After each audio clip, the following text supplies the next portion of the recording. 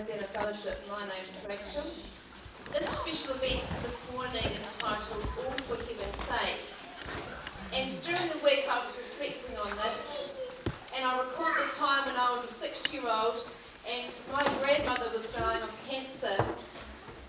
And I didn't really understand the term cancer, but I knew what death meant. And I came to her and I would say, "What happens when you die? Where do you go?"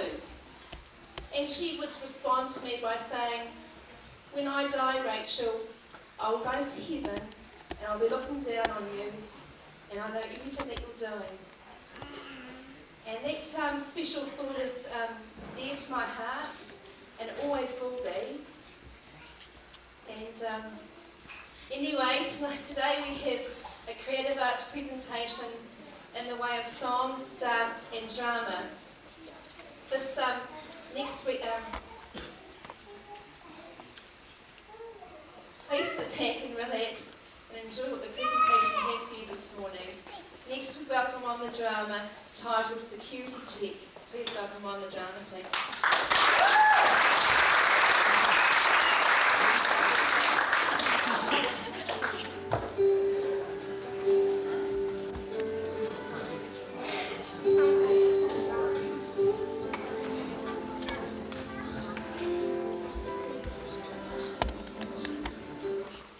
Jim Carpenter, Sandy Billows, Sean Clark, Jimmy Griff. Hi. Hi. Anyone sitting here? No, go for it. Thanks. Are you alone? Yeah. Oh, me too. My name's Steve, by the way. Oh, sorry. My name's Richard. Nice place, isn't it? Yeah, it is. Yeah.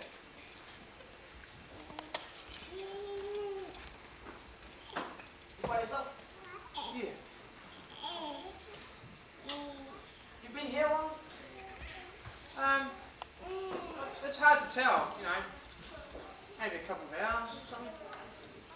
Oh, Noreen Morris, Janine Colville, Bradley Smith. So, how'd you get here?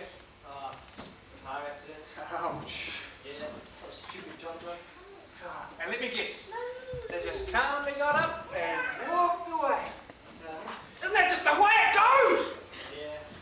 Well, how about yourself then? How'd you get here? Heart attack. No, I'm sorry.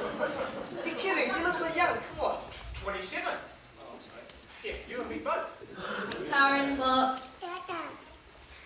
Do we go through over there? No, you just walk up the aisle there when they call out your name. Man, I've had this many butterflies since I say that solo back in the floor. Not me. I'm ready. I didn't know you could take things with you. Oh, I'm not taking it with me. Just far enough up there to get me through the door. Yep, I had to run around and grab as much stuff as I could. Didn't have much time. I have no time. Oh, you got to be prepared for these things. Yeah. I remember for next time. What do you got in there anyway?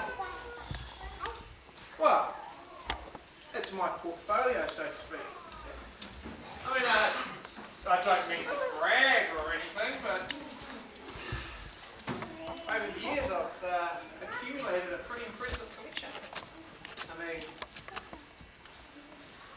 this was a plaque given to me for all the hard work I did in the community, building shelters for the poor. Oh, that's nice. Yeah. And, here's a photo album me and my wife collected of all the children we sponsored over the years. This is Manuel. He's from the Dominican Republic. Because of us, he was able to go to school. And, this kid, I can't remember his name, but because of our financial support, he was able to have a meal every single day. That's right, this one here. We were his foster parents for a while. Yeah. And, let's see what else. Oh, that's right. I coached kids rugby for 6 years and won the national championship in 1996. And, oh, that's right, at Christmas time, collected for the Salvation Army down at North City Plaza. Led the customer first team for 3 years in a row at work. Back to that. Oh, here we go. As a newspaper clipping from the Evening Post. I saved a boy from drowning in Porirua Harbour. And, oh, that's right. I got this award for remembering the most verses in Bible school. Man, that was a lot of verses. And, oh, that's right. Boys Brigade. I won the award for the best pop holder. It was the best multicoloured pop holder in the whole pack. Oh, okay. Is that it? No, there's a lot more, but I don't want to bore you. Sounds like you had a bit of life there. Oh, yeah, but it just kills me that I can't do any more. But literally speaking though, what more was there for you to do? What more was there for me to do? I at least had another 27 years coming to me. I mean, how old are you? 21, 22? So you know exactly what I mean. I mean, I was in the prime of my life, just catching my stride.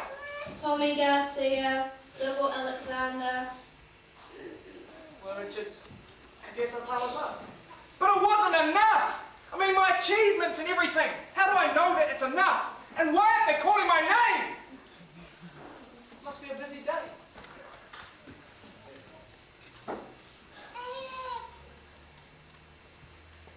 Anyway, where's your stuff? My stuff? Yeah, you know, your trophies and things. I have none. None? Not that I bought with me anyway. Well, I'm sorry to hear that. I mean, it's going to be pretty tough to get in. Why? Why? Because there's a price for admission. Richard, maybe you haven't heard.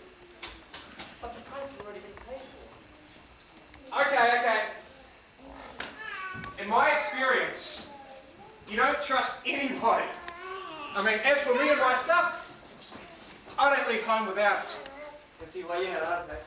Serena Jacobs, Cindy Williams, Stephen Cummings. Hey, that's me. Wait a minute! No, you just got it. I've been here for hours. Richard, it's been really good meeting you. No, there's got to be some kind of mistake. Richard, I wish you were the best. I really do. But I've got to go. Bye, Richard. Well, be sure to tell them that I'm still here. And don't forget to tell them about my bag of stuff. Thomas White, John Harris, Linda Drake, Phil Dello, Victor Patel, Sarah Winstone.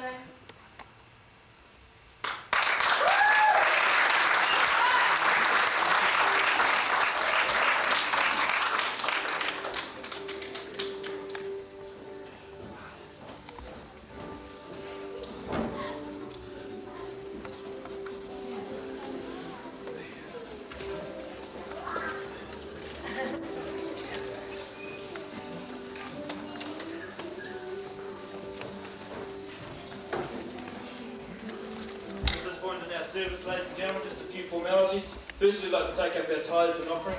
If those who are doing that for me could start that. If you're a visitor here with us this morning, there's no expectation for you to put anything to the bag, just let it go past you as it comes by. As a fellowship, we're committed to giving back to God some of what He has given to us. Our next special event is titled, Angels, Do They Exist? It's a question that a lot of us have probably asked over the years. So next Sunday evening, 6:30, right here, Angels, do they exist? I'd recommend that each of you take one of these Creative Art 2000 flyers with you, just as a reminder. If you didn't get one as you came in the door, then grab one as you go out. After the service this morning, you're invited to join us for a cup of tea out the back. Chance for you to catch up with some friends, ask some questions of some people if you have questions that you want to ask. Just as the bag's being passed around, I'll just take this opportunity to pray for the offering. Heavenly Father, I want to thank you today that you give us so much. Lord, and I want to thank you that you encourage us to give back to you some of what you have already given. Lord, I just pray that you'll take what's given this morning and that you will bless it, and that you'll increase it, multiply, and use it to increase your kingdom. In Jesus' name, amen. Just as the drama portrayed, where's your security? Rachel's grandmother has a security in knowing that she's in heaven. Okay, the price was paid. Rachel has that security knowing that her grandmother's up there and that one day that she'll see her again, because Rachel is going to join her in heaven. Let's just all stand now, if we could. Please, everybody, just stand and prepare for the music team as they come on and lead us in the congregational song.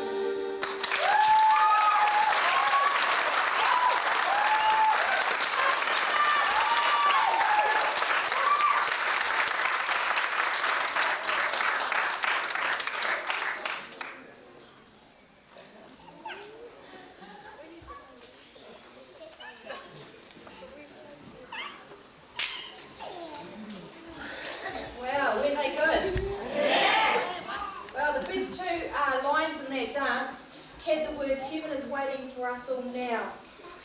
You can get there and I'll show you how.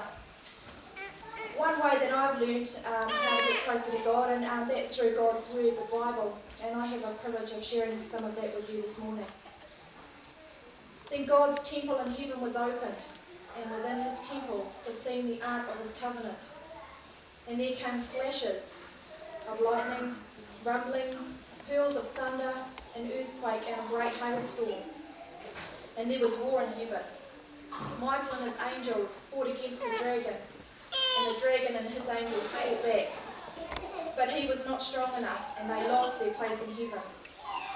The great dragon was hurled down, that ancient serpent called the devil, or Satan, who leads the whole world astray. He was hurled to the earth, and his angels with him. Then I heard a loud voice say in heaven, "Now have come salvation and the power of the kingdom of our God, and the authority of his Christ. For the accuser of our brothers, who accuses them before our God day and night, has been hurled down." Next up, we have the team song entitled Heaven. Please welcome along.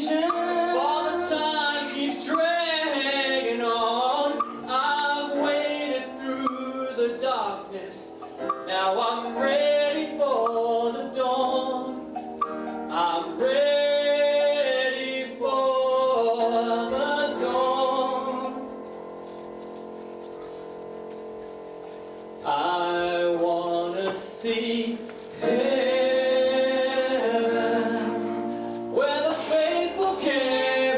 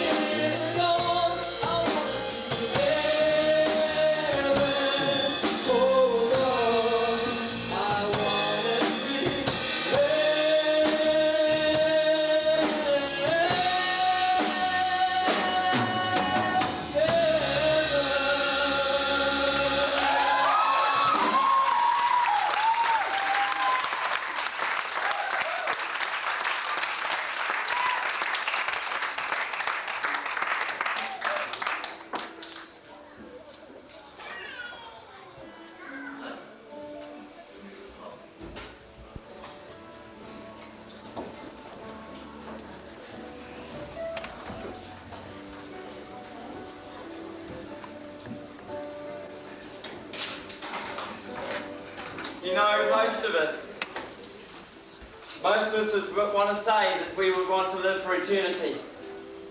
And maybe that we would like to see heaven, as the song has just sung. But there's a lot of us, when we really look honestly at our lives, would want to say, well, I've never chosen heaven before.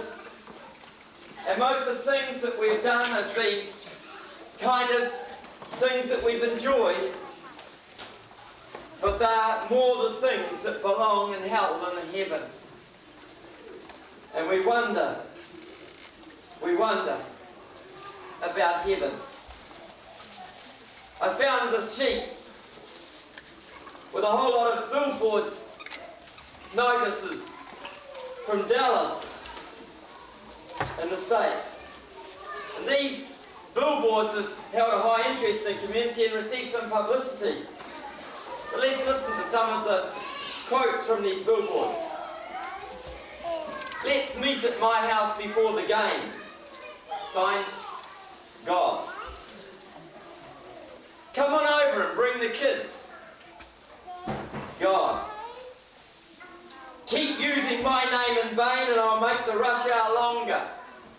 God. Love the wedding. Invite me to the marriage. God. That love thy neighbour thing. I meant it. God. I love you. God. Will the road you are on get you to my place? God. Need directions? God. My way is the highway. God. Have you read my #1 bestseller? There will be a test. God. Do you have any idea where you're going? God. The Big Bang Theory? You've got to be kidding. God. You know, we don't often think about it from his perspective, do we? Some of you might be sitting there this morning and say, well, I'm not sure I believe in God. Well, unfortunately for you, we've already covered that journey so far and we've gotten to the place where we're talking about heaven. So we're going to make some assumptions this morning that we do believe in God. But in the process, I hope that if you don't, that'll also be solved. I want to ask this question. Does heaven really exist? And people paint all sorts of pictures of what they think heaven looks like. We lower the lights. This is one of one artist. Just one picture of one artist.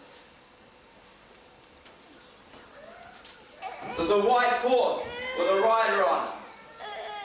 King of kings and Lord of lords. But is that what heaven is really like? I mean, does heaven actually exist? Because that has got to be the primary question. I mean, lots of us think about it and all the rest. People live their whole lives anticipating heaven. But is it something that they should be anticipating? And does it really, truly exist? Can I take you on a journey? Captain James Cook, great sea captain. He had a passion to find new lands, always travelling. It was discovered on one of his trips that he had some people on it who just were happy to be sailors and be on the ship and receive their pay. They didn't particularly know whether this land that Captain Cook was looking for existed or didn't, but they were there and they were having a good time. There were some people who wanted the land to be there, but they really didn't believe it was there, but they were going with Captain Cook because he was a great captain to travel with. And there were some who didn't believe and didn't want to believe that any good would come of this trip at all. They just just thought it was sailing. That was it, just sailing. Nothing more, nothing less. There was some on a ship who got on the ship and didn't know what the passage entailed. And when they discovered, once they're out at sea, that in actual fact Captain James Cook was looking for a lost land that nobody had ever found, they had this incredible fear that built up and at one point caused a mutinous action on the ship. You see, these guys believed that the world had an edge to it and an end to it, and that the ship was going to sail off. And so they were very upset about being on the ship, but nonetheless, they were there. And then there was a group who believed, and they worked hard towards getting what they knew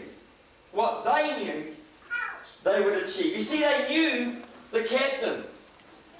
They knew the captain of the ship, and they travelled with this captain in anticipation that what he said he was going to discover, he would discover. And I guess in this room here today, we're all kind of like that. We're in one place or another. We're one of the sailors on a journey of life. So I want to ask the question, what is the proof of the existence of heaven? What is the absolute proof of the existence of heaven? Well, I can't reach down, unfortunately, and pull it down here and show you. I can't even right now take you on a journey to show you, except if we cross the road in front of a truck or a bus or something. I'm not too keen on that idea because I'm kind of enjoying being here at the moment. I find it really hard to be able to describe exactly what it looks like as proof, because as yet I haven't arrived. And I guess if I had arrived, some of you wouldn't be here with me, so we still must be here. So, what do we look to? What is the proof? What is the evidence of heaven? The life after death with a positive end. Well, the first thing I would like to point to, perhaps coming from the human angle first, would be to say that there's many people who have died, including one or two who didn't only die, who departed from this life in some way or another and travelled and have seen what they have seen. And they've described it. People have talked consistently without even knowing of others having talked of the same story. With no prior knowledge, they talk of this experience of dying, and of course they obviously came back to life to be able to tell us, and this experience of meeting a God, coming into His presence, His great, incredible, powerful light, and knowing God, coming back. Others who have died, whose spirits have left their body, and they've known where they're going. They can describe things very vividly to us. And I've met people like that, and I've had the privilege and experience of praying for a person who came back to tell us. You know? And there's a lot of stories like this. There's been books written of people who have had this life after death experience. Now, some scientists would say, well, that was just the brain dying and it's sort of all sort of fizzling out, and as it goes, it's kind of like the light in the TV screen. You know how when a TV packs it in, this light goes to center and it disappears. For a moment it's bright and it's intense. It's gone. That's what some would argue. However, the incredible thing about it is the consistency between the stories, for one. For two, the fact that some of the people have come back and have been able to describe having seen things that they could not possibly have seen if it was just their body laying there and it was flicking out like a bad TV tube. They've been able to describe what they saw, activities of the people who were in the room. Eyes couldn't see it, they weren't even open sometimes, but they could vividly describe that part of their journey to seeing God. The little bit just before, the bit that we know, we were able to substantiate be true because some of us were there. The second one I'd like to point to, piece of evidence, were the words of Jesus. Jesus did talk about heaven. He talked about going home to his Father and he's going to prepare a place for people. And then there's, in terms of that, there's people who would respond by saying, well, Jesus was probably a lunatic or a liar. He's probably some kind of deceiver. And he's got you all fooled into believing what he says. The difficulty with that is, how many liars and deceivers do you know of that managed to go around raising the dead, healing the sick, and doing all the other things that he claimed was the evidence or the proof of the story that he told? He claimed that very clearly. He claimed those things. So he is either, to put it in the words of Josh McDowell, a lord, a liar, or a lunatic. You need to make up your mind. I'm going to say to you, I think he's Lord, and I think the story he tells about heaven and his own existence and his own involvement in the creation of this world are valid and are validated by the things that he did. And you could come back to me and you might argue, yeah, but Jesus is only a myth, because that's been a popular thing in the books of the later years. The trouble is, once again, there's evidence that proves that he was not a myth, that he did exist, but many people, even those opposed to him, recorded his existence. And that's not normal, if he's simply a myth. So there we are. Then the last piece of evidence I'd like to appeal to would be the scripture themselves. There are a number of writers who wrote about their experiences of heaven, and this morning we heard from one, John, imprisoned on the island of Patmos, has a vision that's so vivid and so powerful that we sort of are mystified by the book very often. Now, some people have argued that John was on the island of Patmos and he was hallucinating or whatever. But John wasn't known for that. The things he describes are so powerful. And the picture he paints of heaven isn't quite the picture that we, I think, have often painted of heaven, or we have often understood heaven to be. See, in the text that we read this morning, the one that was read so well for us, we had these very honest words.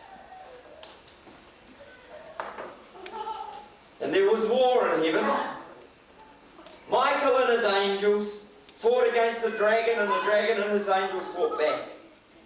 But he was not strong enough, and they lost their place in heaven. And how many of you have thought about the possibility that heaven had war in it? Heaven, for most people, is not like that at all. For most people see heaven a little like this.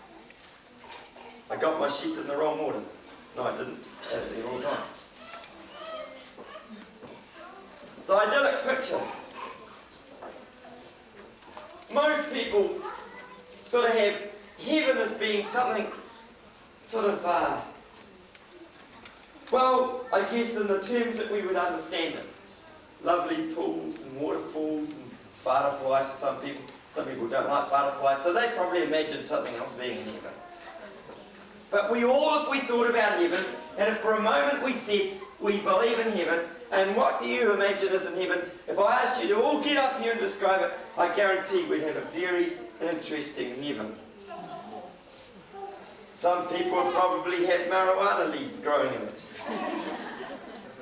Some people would probably have all sorts of stuff that others wouldn't have.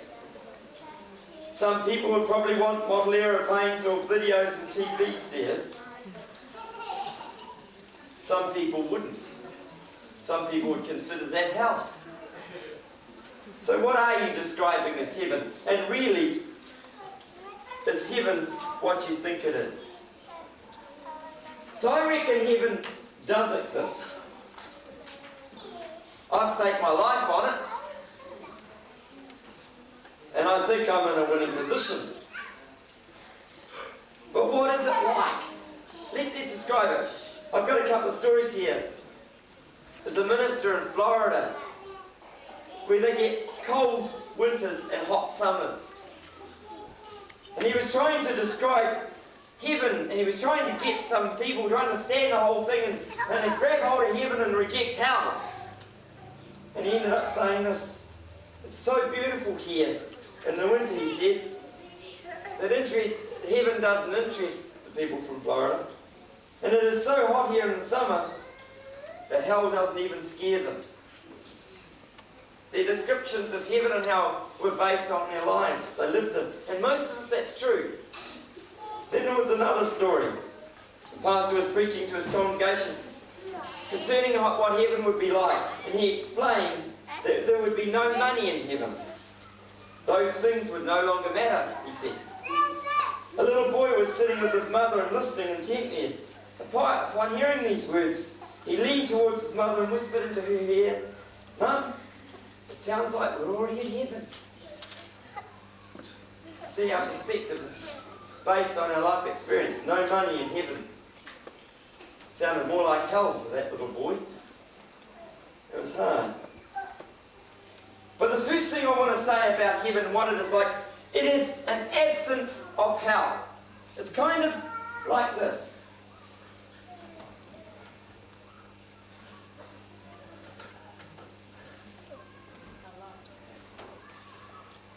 In this room here, if everybody pulled the curtains and the lights went down, which is not going to happen, we get darkness, don't we? And if it's really dark, and it stays dark for a long time, and we never turn the lights on, you guys sat there for 4, 5, 6 hours, and we kept sitting here. After a while, you'd decide that it wasn't the best place to be, wouldn't you? You just probably try to disappear. But if I electrified the doors so you couldn't get out, then that would be hell. Because you'd have to live with each other all the time. And you'd be dependent on each other. And probably if I left you longer here, you'd start eating each other. You had nothing else to do. You see what I'm saying? But if I'm living in heaven, if I'm experiencing heaven, my wife just jumped. It's kind of like looking into the light. You see, if you look into the light, and most of you are cringing as I do this, that was the intention. The light has this ability to expose our inner self. The light has the ability to impact us. And heaven is definitely not like hell. I mean, hell exposes us a little bit differently. I want to read a little bit and let God speak about what he thinks, or he says heaven is like. Here it is here. This is a picture. Then I saw a new heaven and a new earth. For the first heaven and the first earth passed away, and there was no longer any sea. I saw the holy city, the new Jerusalem, coming down out of heaven from God, prepared as a bride, beautifully dressed for her husband. And I heard a loud voice from the throne saying, "Now the dwelling of God is with men, and he will live with them, and they will be his people. And God himself will be with them, and their God, and be their God. He will wipe every tear from their eyes. There will be no more death or mourning or crying or pain, for the old order of things has passed away." He who was seated on the throne said, "I am making everything new." Then he said, "Write this down, for these words are trustworthy and true." He said to me, "It is done. I am the Alpha and the Omega, the beginning and the end. To him who is thirsty, I will give to drink without cost from the spring of the water of life." He who overcomes will inherit all this, and I will be his God, and he will be my son. But the cowardly, the unbelieving, the vile, the murderers, the sexually immoral, those who practice magic arts, the idolaters and all lies, their place will be in the fiery lake of burning sulphur.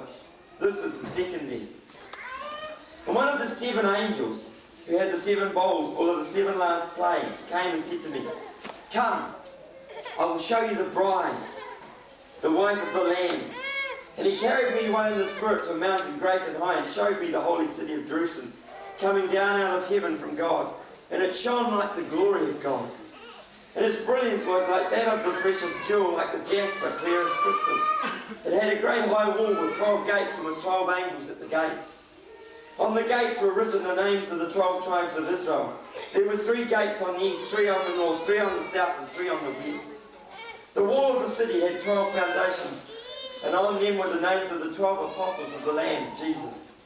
The angel who talked with me had a measuring rod of gold to measure the city, its gates and its walls. The city was laid out like a square, as long as it was wide. He measured the city with the rod and found it to be 12,000 stadia in length, and as wide as it was long and high. He measured its wall, and it was 144 cubits thick by man's measurement, which the angel was using. The wall was made of jasper, and the city of pure gold, as pure as glass. The foundations of the city walls were decorated with every kind of precious stone. The first foundation was jasper, the second was sapphire, the third chalcedony, the fourth emerald, the fifth sardonyx, the sixth carnelian, the seventh chrysolite, the 8th beryl, the 9th topaz, the 10th chrysoprase, the 11th jacinth, and the 12th amethyst. The 12 gates were 12 pearls, each gate made of a single pearl. The street of the city was of pure gold, like transparent glass. And I did not see a temple in the city, because the Lord God Almighty and the Lamb are its temple. The city does not need the sun or the moon on it, for the glory of God gives it light, and the Lamb is its lamp. The nations will walk by its light, and the kings of the earth will bring their splendour into it. On no day will its gates ever be shut. For there will be no night there. The glory and the honour of the nations will be brought into it. Nothing impure will ever enter it, nor will anyone who does what is shameful or deceitful, but only those whose names are written in the Lamb's book of life. And then the picture continued. That was a long story. Now I want to ask you a question. Somebody who's quick. What was I describing? Sorry? Heaven. I was hoping someone would say it. Thank you. It wasn't even heaven. It was a city that came out of heaven. The city of Jerusalem. And this city that was so vividly described, I mean, doesn't it, ladies, make your rings look sort of imperfect? Whole walls of amethyst. My wife had a lovely blue stone until it fell out of a ring. You know? But can you imagine how powerful that whole picture is? Men died to get gold. Yet you see this city which is lined with gold and jewels. Heaven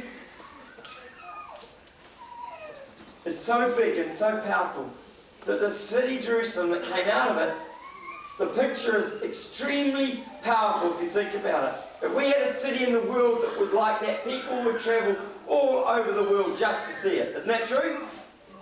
Yeah? Yeah? See? That's what heaven's like.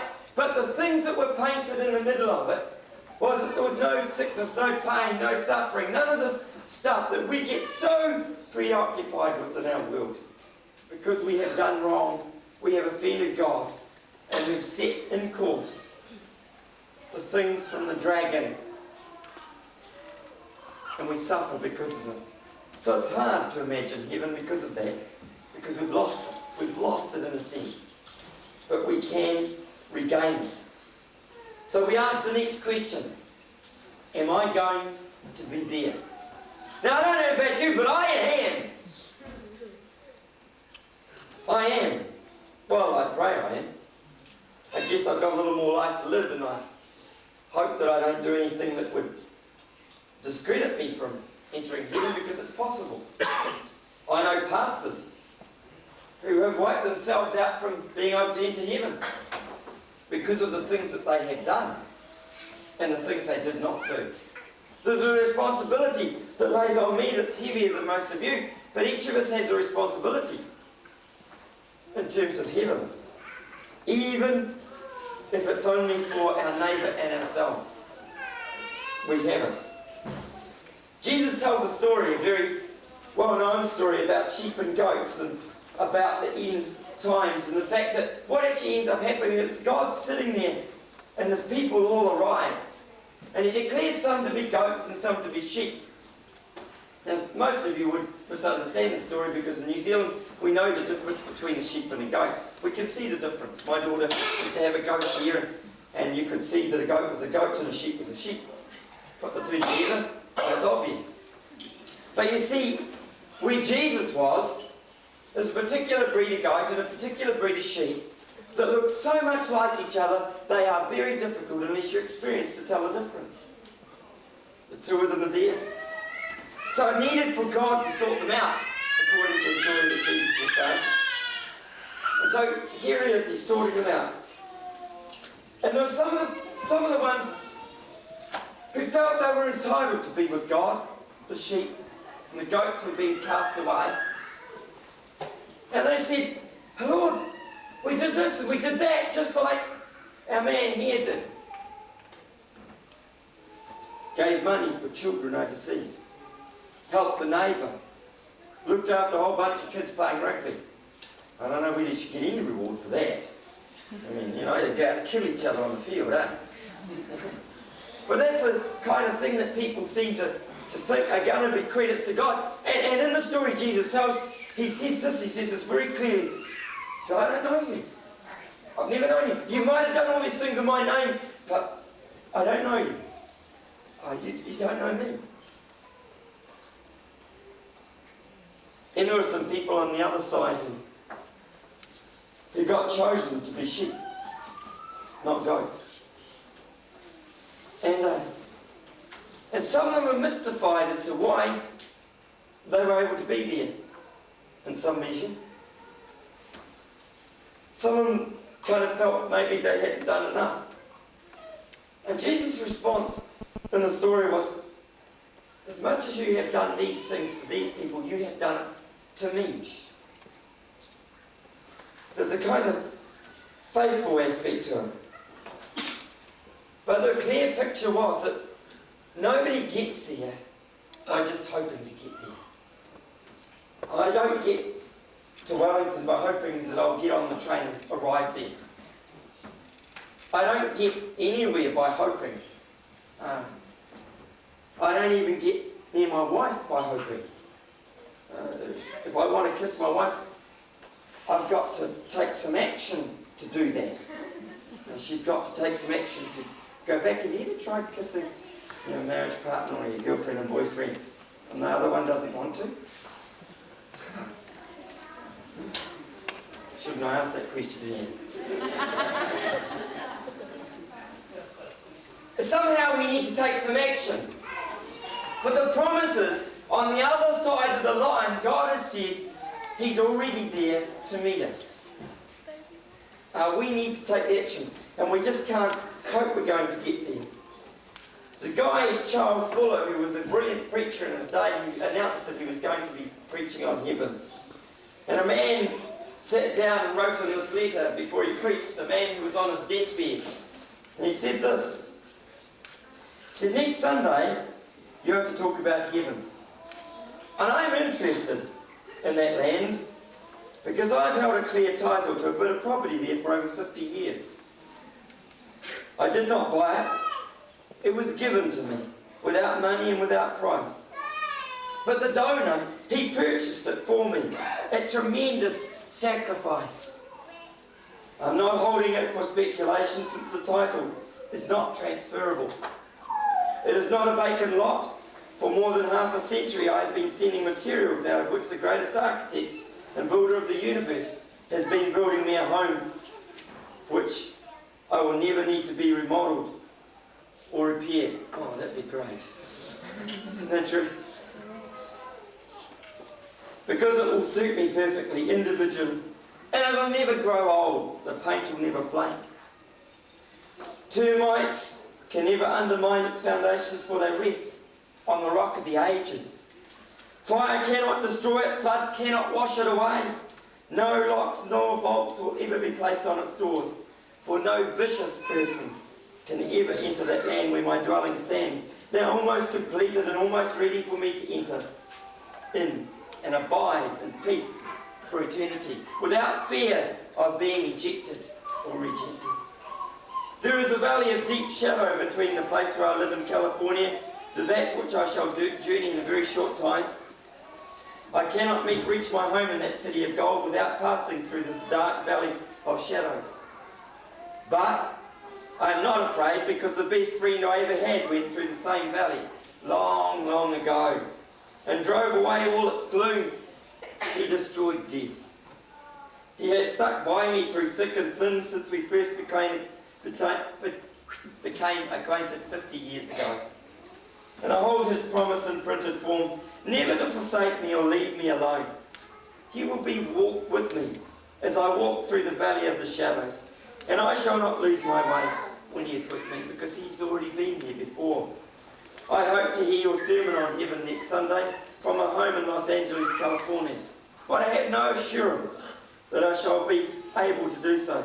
My ticket to heaven has no date marked for the journey, no return coupon, and no permit for baggage. Yes, I am all ready to go, and I may not be here while you are talking next Sunday evening, but I shall meet you there someday. Now I want to say to you, that's a very high level of anticipation of what heaven's all about. Am I going to be there? The writer of that letter knew he was going to be there, because he knew he didn't have to do anything to get there except to trust the one who led the way, except to ask for forgiveness and to trust that one to get there. You see, at the end of the Revelation passage, it was made very, very clear that there was nobody impure going to enter. Nobody who does what is shameful or deceitful, but only those whose names are written in the Lamb's Book of Life. I want to say this to you very carefully and with respect. Every one of our cultures represented here deceives. Some cultures blatantly lie. Some cultures deceive by subtleties. Some cultures say we're going to do something and we don't do it. For one form or another, all of our cultures, every one of us, if we just follow our culture, we're in trouble, because we won't get to heaven. And I don't care whether your culture teaches that you will. And our European culture has been one of the worst. I mean, I tend to own the Roman Gypsy thing more than European, because, the trouble with the Roman Gypsies were gypsies, tramps and thieves. As one song put it. And everybody else in the towns around England and Wales and Scotland accused our people of being gypsies, tramps and thieves. But the song that was sung about 7 or 8 years ago and became a pop song around the world, gypsies, tramps and thieves, people of town don't call us gypsies, tramps and thieves, but every night all the men who come around lay their money down.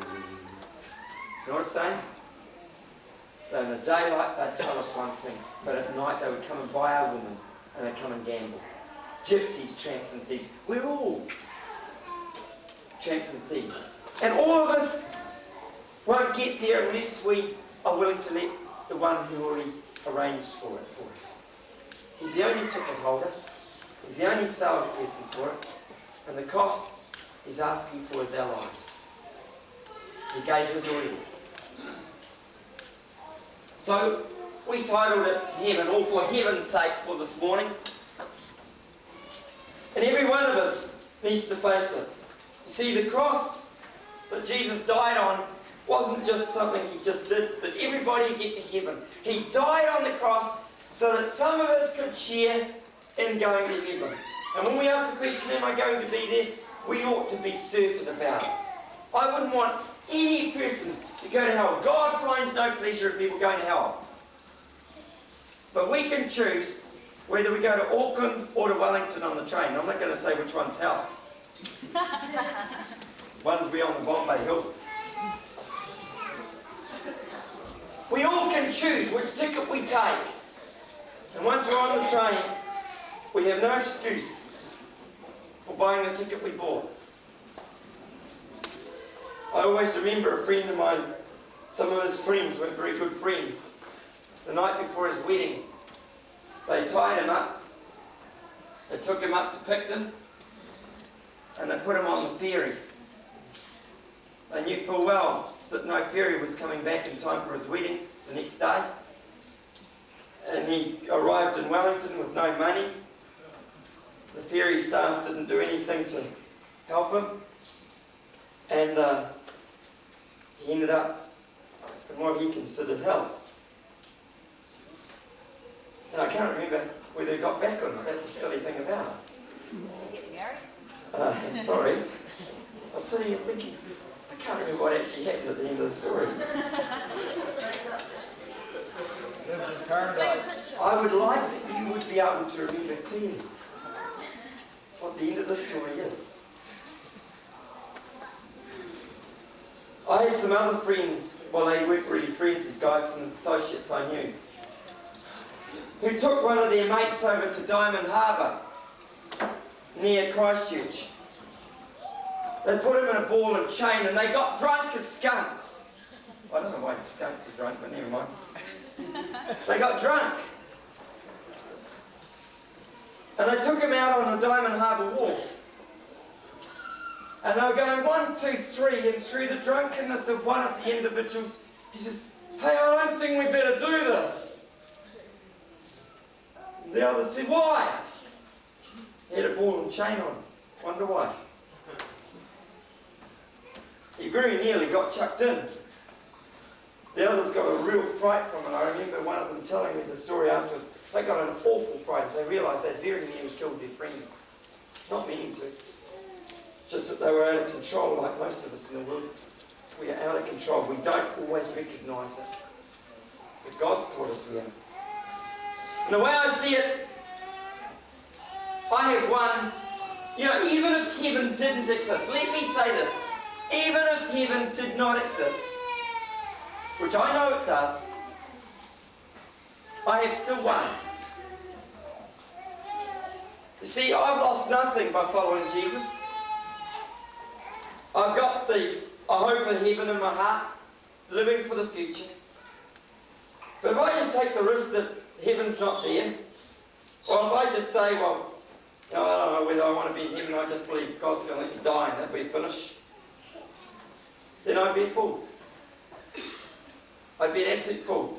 I'm going to live the life the way I can. I'm just, last minute I'll make a decision to follow Jesus. I want to tell you right now, for some of us there won't be any last minutes. It'll just happen so suddenly. And we'll find ourselves just like the two guys here that will be there. At the worst I could be wrong. And I could have an excellent life.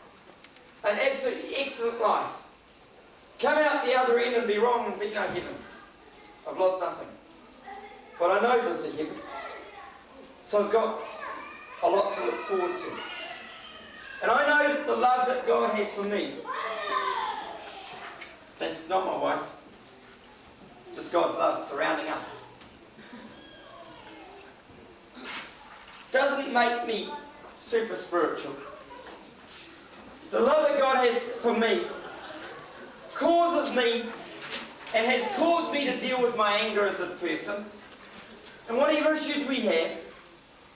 And it's caused me to be a person who says, okay, God, I'm going to do it your way because that is the only way to get into heaven.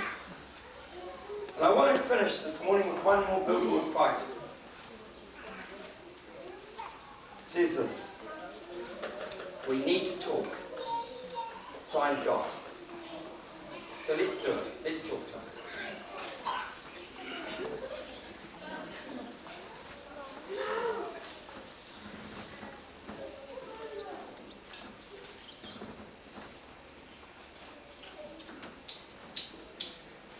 Lord, you have truly said that your way is the highway, and some of us here, we haven't understood that at all. We want to confess this morning that some of us have been messing around.